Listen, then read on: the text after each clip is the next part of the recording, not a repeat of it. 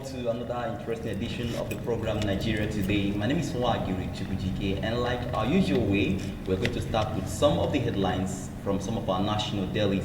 Now, we're going to start from the Sun newspapers today, and starting from a home story that has to do with Abia State gubernatorial election that is coming up 2023. Now, godfatherism should be dislodged from Abia State. That's according to Udensi Abga Guba aspirant. 2023, Zulum tasked presidential aspirants on unity. Katsina LG polls. APC grabs 31 council chairmen, 328 councillorship seats. That means APC cleared everything in Katsina State. NDA disburses 14.6 million agric loan to youths in Akwa Ibom. Osinachi, police to prosecute husband for murder. Now we go to Vanguard newspaper, which says 2023 have no son grown enough for presidency. That's according to Asiwaju Bola Tinubu.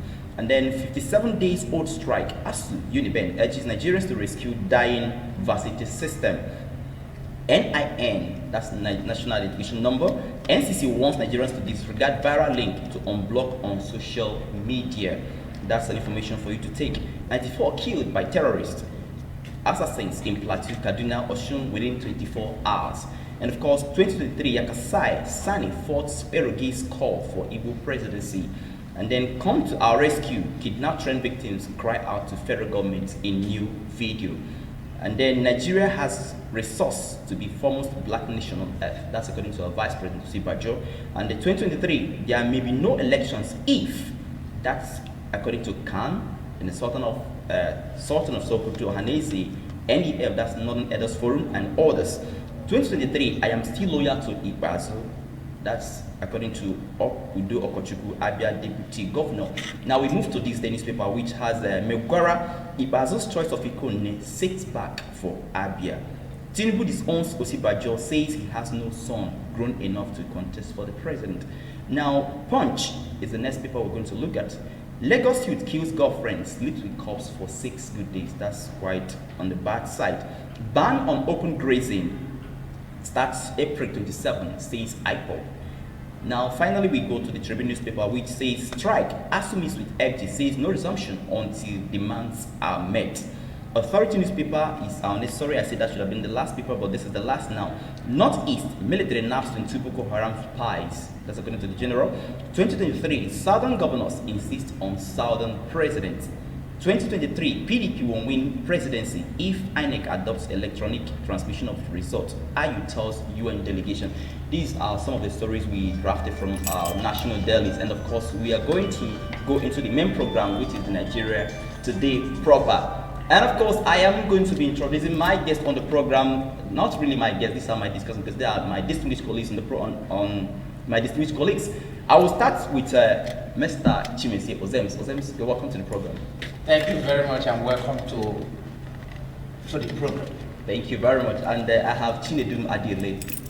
Yes, viewers, welcome and listen attentively. And Eugene Wonha. Thank you, viewers. Welcome to Nigeria Today. Okay, that is Nigeria Today. And of course, we want to start from Abia State. Let charity begins at home. Let's discussion. I think this should be discussion begin at home.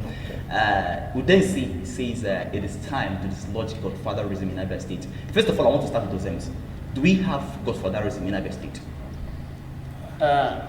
Certain things are better left unsaid. What do I mean?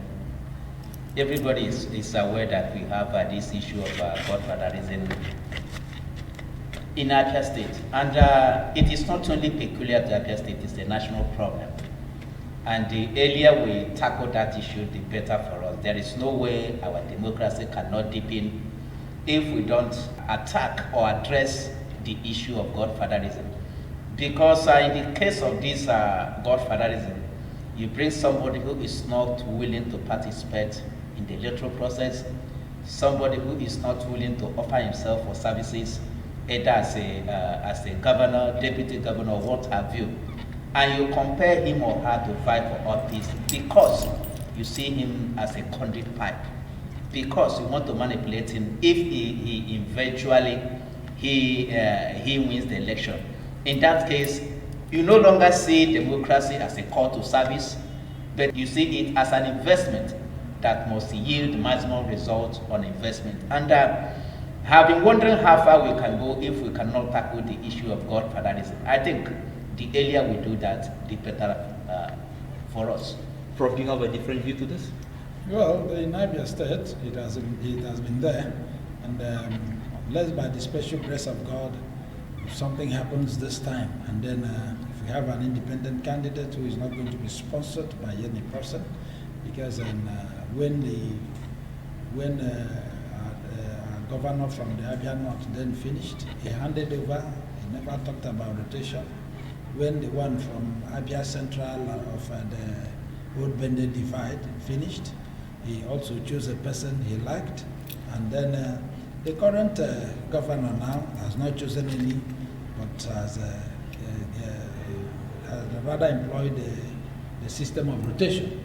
So I think with this rotation, if only we can be sure that whoever that is coming out is standing with his legs on the ground and not sponsored by any person. Because when you talk about godfatherism, it is a situation where a person is sponsored, who has no money, who may not even have an ambition of governorship, but somebody sponsors him. And he takes orders and directives from the person against the odds of the electorates. And when it happens, you cannot expect dividends of democracy in situations like that. And that is what we've been suffering from. But I enjoyed the last one before now, because the man then, though he couldn't do much better when he liberated himself, shouted and told the whole Abians that he's in bondage. And I think Abians ran to his rescue and pulled him out from that bracket of bondage. But what happened after then? The story is left for the gods. So what I'm saying is that this time around, I pray that Abians will understand that godfatherism has never favored us. It has always been people enriching themselves, enriching even their children, even their sons. They will not do wells of their sons who had nothing to offer, automatically become something because of too much money. And you know, our people here respect money a lot. And so it's not good for us. So that is why I agree with Chikwe Udensi that godfatherism should be done with at this dispensation.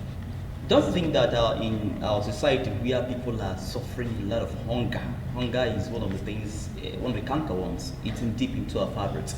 Don't you think that it is difficult for us to do away with those who are anointed by the bourgeois to have the money to sponsor the elections? That is, we must also address the issue of cost of election, the cost of election itself. Because for you to be a governor now in any state in Nigeria, you must put in well over R1 billion. So because of this, there is no way we can do away with godfatherism if the cost of election remains so high. Secondly, you have raised the issue of poverty. Yes, the economic situation has made almost everybody a beggar. Therefore, there is the tendency for people to be circumventing around the few people who have money. And that also will help to entrench the godfatherism. Even the man suggesting that we should do away with it appears to be one of the godfathers too. So there's no way we can, it's either we are moving from one godfather to another. As far as the cost of elections are so high, as far as we cannot provide for independent candidates in our constitution. I've been saying this over the years. We must bring independent candidates who can win elections by sheer popularity. But let him be popular enough for the masses to rally around him. Such a person will eventually deliver. If we don't have such a person, the person must go through party primaries, he must go through the main election. Then that person must dance to the whims and caprices of godfathers. We can, sorry, Mr. Moderator. You see, we can call it short. This godfatherism can actually stop. Now there are independents. We have outside belonging to political parties. We have independent candidates or aspirants here and there, even as we speak now. It is now left for the electors to look inwards and know out of these persons coming out, how many of them are sponsored by this Mr. A or Mr. B? And then when you have an independent candidate and who sponsors himself to that seat of governance, automatically he may be talking about how much he spent, but not the dictatorship of his godfather. Because by the time his godfather takes, and he takes his own, nothing is left in the purse to work for the masses.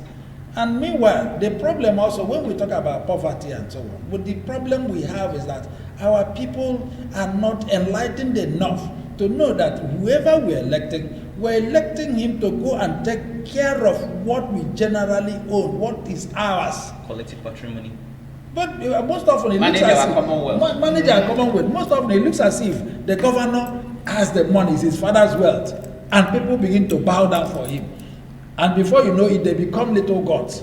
That is the problem we have, and that is why you have psychophancy here and there. People who are presenting because they want to feed. That problem is the money is ours. The problem is reinforced by poverty too. No, what I'm saying is that the moment we understand what we are doing, like my local government anywhere, if you stay on your own, allow the local government chairman to work, allow the governor to work, you can say something. I remember what happened I said the text.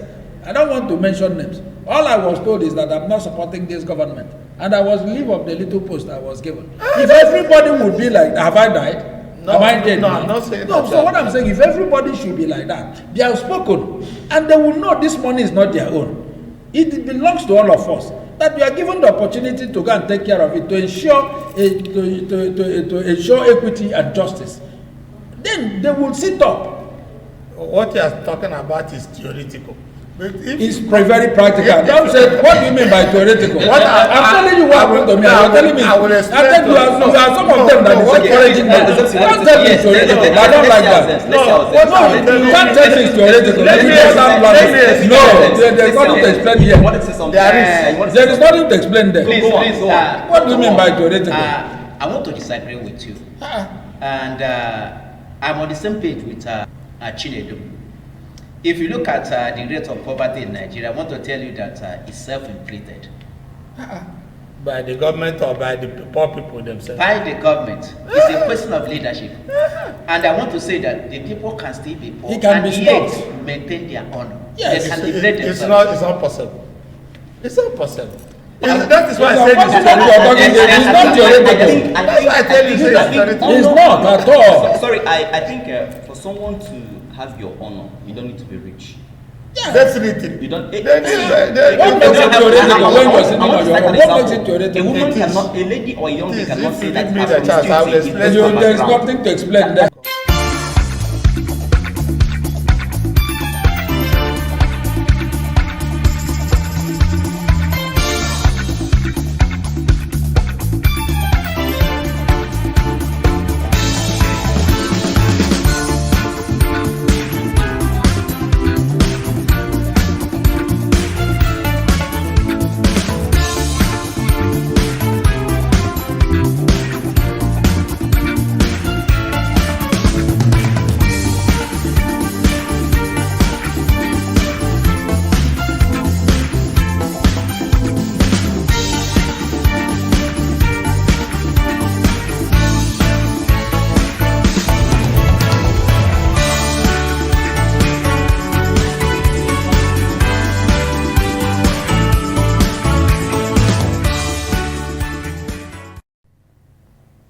Welcome back to the program is still Nigeria Today, and of course we are still discussing on the issues arising from what Chikwe Udensi said, where he said that Abia State needs to dislodge godfatherism, which I think is a call in the right direction.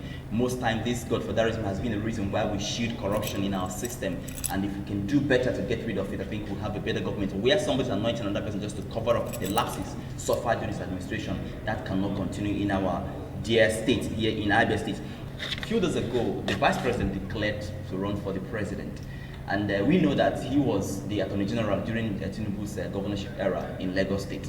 Now, Tinubu is saying, I don't have a son grown enough to run for presidency. Are we seeing problem brewing between these two gentlemen?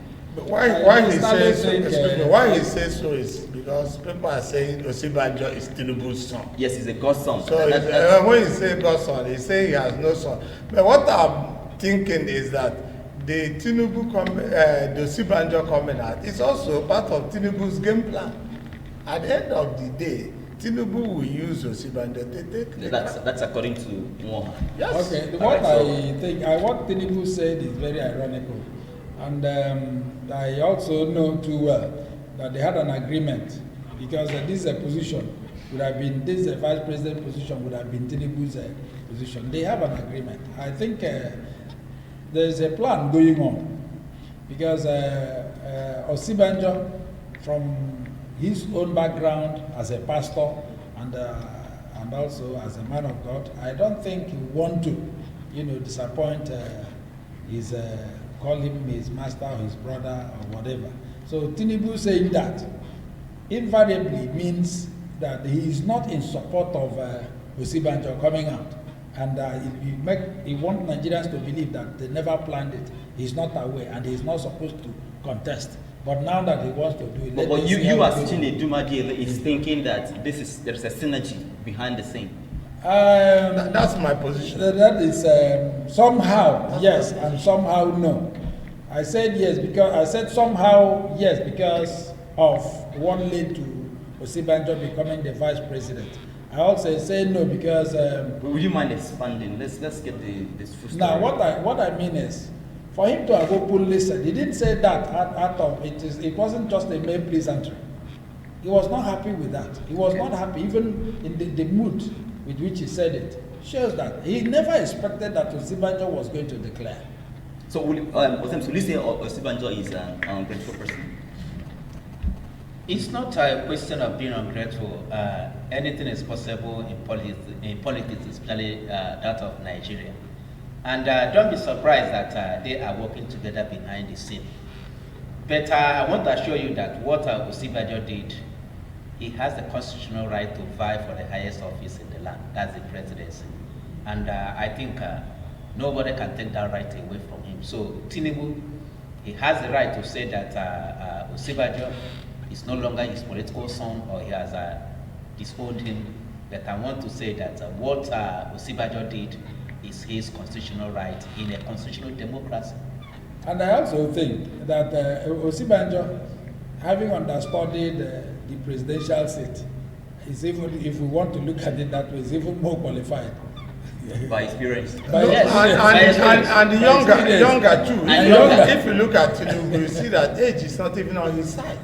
So I think that there is going to be a panic along the line between Tinubu and you just say if you look at Tinubu, you're going to see that age is not on his side. That will bring me back to Abia State and then to what Megora said, that if the alleged anointing of Ikone is true, that Ibazo is actually setting Abia backwards. He actually says that there's a big difference between having the ability to manage man and material, when it comes to state administration. So do you think that if Tinubu is old enough, that Ikone might not be old enough? I don't even want to believe that this guy was anointed. I have not heard that. If he was actually anointed, he has not made it open. All I had over the radio. Let me finish, please. No, address the issue he raised. All I had is I'm talking about anointing. He's talking about I'm talking about anointing he mentioned here. No, he said because I don't want to believe in the first place, before I come to age, I don't want to believe that the present governor of Abia State has anointed any person. Because those who anointed others, just like when Ojos Okalo anointed T.A., he went as much as going to the prison where he was to bring him back. And it was made clear, it was open, that even the deputy governor, Chris Akomas, was the one campaigning for him even when he was not around. It was very clear, it was crystal clear. Now, when when T.A. also anointed Okeze, it was also very clear. And people followed suit. So, for the radio to have announced that Ikone is a consensus choice of the Okwangba man.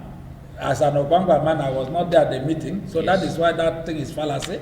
I'm an Okwangba man, he is, unless he attended. I was not there, so it wouldn't have been. So I am saying Okeze has not openly told any person. This is a mere rumor.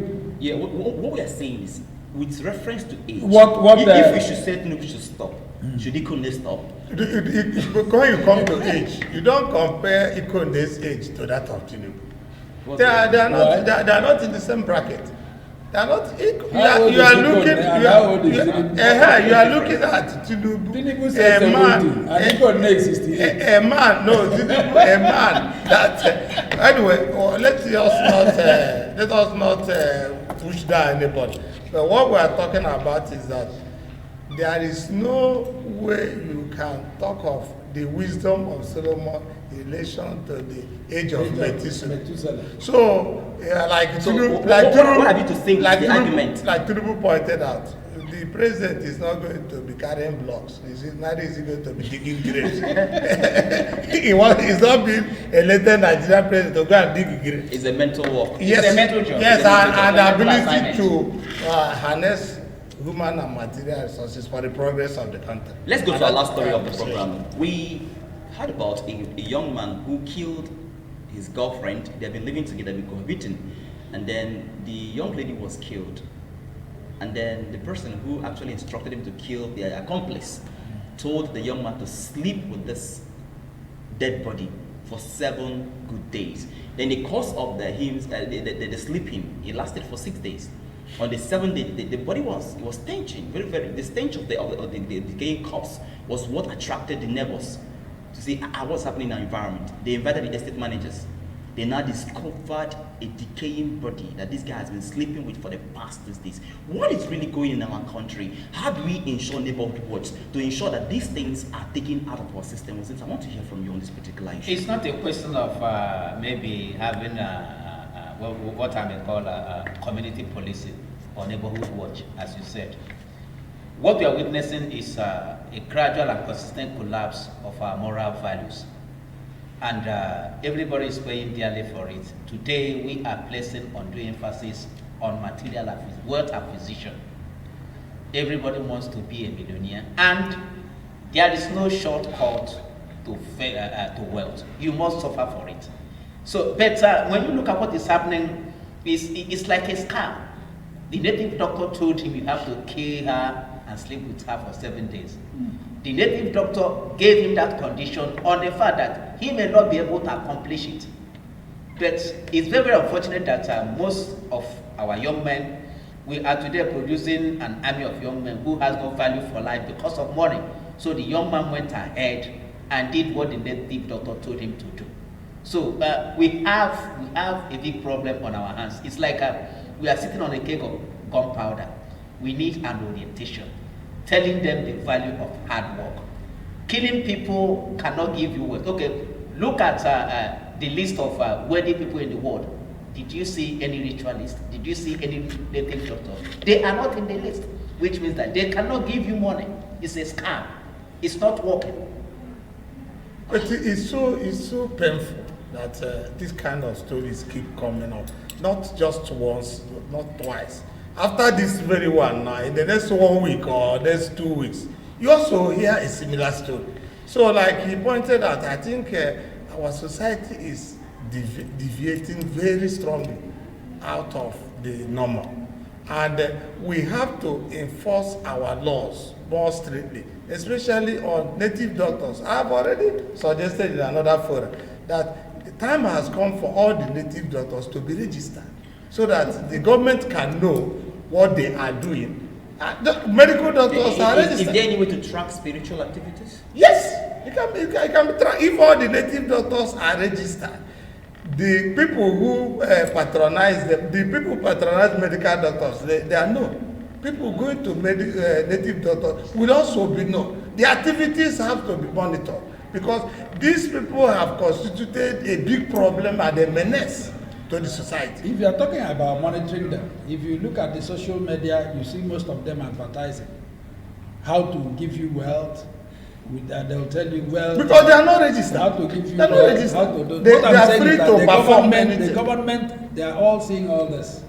They all see. Are you sure that the government don't even patronize them? Some of them also patronize them, and that is why they are existing. If not for money ritual, there are some other things they do. You know that will help. Like there was one I saw in one of these either Facebook or what.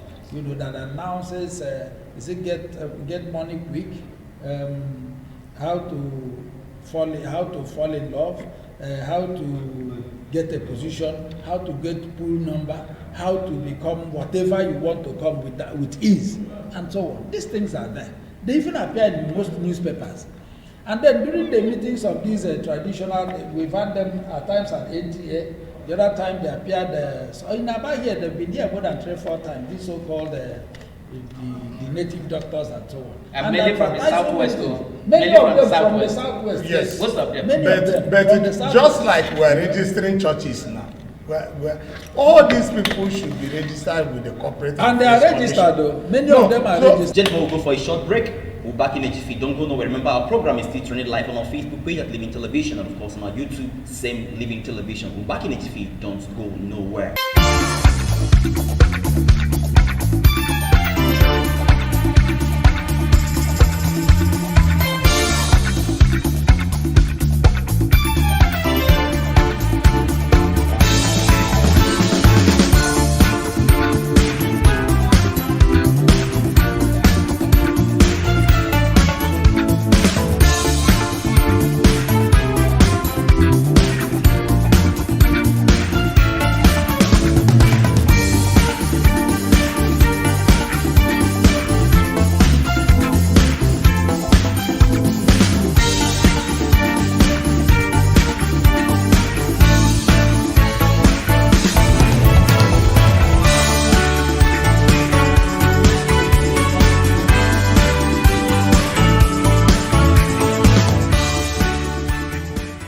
Welcome back. This program is still Nigeria Today, and I'm still working with my distinguished colleagues here with me. And we'll be talking about the ritual killing that took place in Lagos, where a young man actually murdered a young lady who had been cohabiting with him for some time just for ritual purposes, sleeping with the corpse for 6 good days. The stench from the corpse was what attracted people around who actually came to say this is not happening. And of course, the man has been apprehended and undergoing more investigation by the police. My distinguished colleagues are about to round off, and of course, I think this is condemnable in all ramifications. What have you to tell the world as this regards this particular issue? Because I think it's actually become a norm in a society today. People are thinking that the only way out is through these ways. But I think, like you rightly said, Ozems, that nobody has made it to the top with such. We've never had anybody appear in the Forbes magazines because of such activities. What last word have you for our people before we leave the scene? My message is that we should value hard work. Like I said earlier, that is the only sure way, or that is the only shortest possible way to fame or acquiring wealth. There is no shortcut. And I also want to say that ritual killing is like a scam, because native doctors give them those conditions, believing that they may not be able to achieve them. But unfortunately, sadly, because of their desire to make wealth, because of their desire to become rich overnight, they kill, they do so many things. But I want to say that ritual killing is very, very bad, and we should be concerned because it's on the rise every day. It has become a national problem. I know that at one time, the House of Representatives said that the federal government should declare a state of emergency on ritual killing. I think we should take it as a very serious problem before it consumes all of us. What's the way forward? Well, I think we should put all our trust and believe God, and also place value on human life. The problem these days is that every person thinks that money is just the whole thing. That is the thinking of especially our young men of today. They think that money is everything. But when you have a contact or relationship with God, you won't be thinking that way. The Bible says in Joshua 1:8, let this book of the law never depart from your mouth. Meditate on it day and night, and observe everything in it, and then you shall prosper. When you walk in tandem with the word of God, you won't be thinking about wasting a life you never knew how it was created. Let us go back to God. And finally, Moha. My own view is that we must put our searchlight on these native doctors and money doublers, like we used to call them. The scam is too much, and the government and other agencies must not keep quiet. Let us register these native doctors, know what they are doing, and be sure that they are not working against the values of the society. That's the way I look at it. You can't just create a business unit and it's not a registered unit, and you continue to operate such a business. Nobody knows what your clients and what you are doing. Such a thing should stop. And the moment it stops, you will see that ritual killing will be reduced. Contentment is the key. Let's embrace agriculture, our youths. We can make it better if we just embrace agriculture. That we went to school doesn't mean we cannot do other things. That you went to school doesn't stop from trading in Ariara. It doesn't stop from being in Ochanja market. It doesn't stop from being in Ojota. You can actually go to school, redefine your ideologies, and do better than those who didn't go to school. Schooling doesn't entail making money without you using your hands. You better toil in the sun and eat under the shadow of what you've got. I am Margaret Kujikisanat for today, asking you to stay tuned to Living Television. Till next week when we come again for this program. Bye for now.